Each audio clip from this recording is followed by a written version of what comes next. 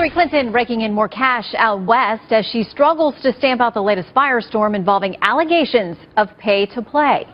Senior political correspondent Mike Emanuel is live in Santa Monica, California. All right, Mike, what are some of the newest emails revealing about the relationship between the Clinton State Department and the Clinton Foundation? Well, Shannon, the State Department notes that Hillary Clinton signed an ethics agreement when she became Secretary of State, but they say that did not preclude her inner circle from engaging with the Clinton Foundation. And some of these emails reveal the level of interaction between longtime aide Huma Abedin with Clinton Foundation executive Doug Band. For example, Band asking for help on June 23, 2009 in getting a meeting for Bahrain's Crown Prince with then Secretary Clinton. That meeting happened 3 days later. The prince had committed $32 million to the Clinton Global Initiative. On late night TV, Clinton tried to downplay her ongoing email controversy. Jimmy, my emails are so boring. Yeah. And I mean, I'm embarrassed about that. They're so boring. And so we've already released, I don't know, 30,000 plus. So what's a few more? That's a light reference to about 15,000 emails that have been recovered by the FBI, some of which may be released just days before this election. Shannon? And speaking of which, Mike, what is the very latest in the state of this race? Well, a new poll out just this afternoon reveals a very interesting race developing in battleground Missouri.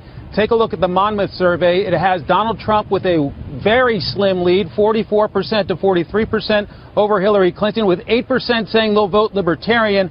Independents are divided in this survey, and today's Clinton's running mate ripped Trump on the nature of his campaign.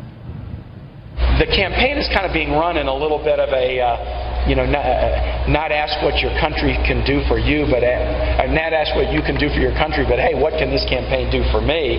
And that's not a business practice, frankly, that should make us feel too warm and fuzzy.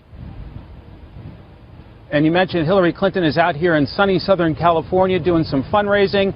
4 more fundraisers today on her agenda. Shannon? All right, these campaigns cost a lot of money.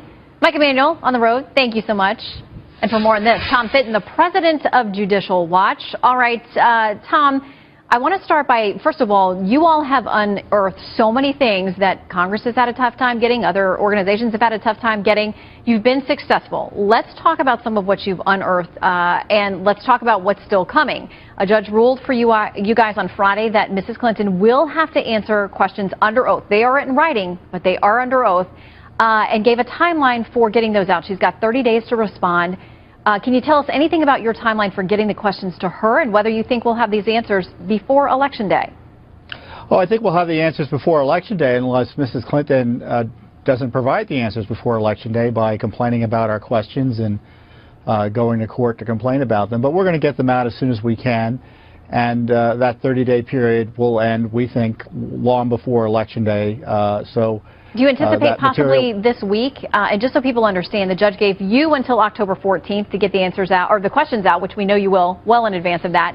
And then she has 30 days. That starts the clock ticking once you get her the questions. Yeah, it won't be this week. I can't tell you when it's exactly going to be because, the court issued a ruling. We have to be careful about what we ask Mrs. Clinton, and we're going to be careful about it, but move quickly. Okay, so let's talk about some of the emails that we have seen surface in recent days. This Clinton Foundation connection with Doug Band connected to the foundation, requesting the meeting for the Crown Prince of Bahrain with the Secretary of State. We have these emails back and forth between him and Huma Abedin. You see on June 23rd, he asks for a meeting with the Crown Prince. June 23rd, she says that Clinton won't commit. Then June 25th, Abedin says Clinton does agree to go through the meeting. And some say, the Crown Prince could not get access through the normal State Department channels, but in filtering the request through the Clinton Foundation, where there was a significant donation made, then the access was granted. There's a picture of them meeting there, as you can see. Yeah, it raises questions as to why she broke her ethics agreement. I don't understand the State Department's defense of Mrs. Clinton here. Her 2 top staff, Cheryl Mills and Huma Abedin, are fielding requests from the Clinton Foundation. even as she promised to stay out of it. And by the way, Ms. Mills in Aberdeen had worked with the Clinton Foundation, and under Obama's ethics rules were prohibited from participating in foundation-related activities while working at the government for at least 2 years, absent some type of waiver. They didn't get any waiver that I'm aware of.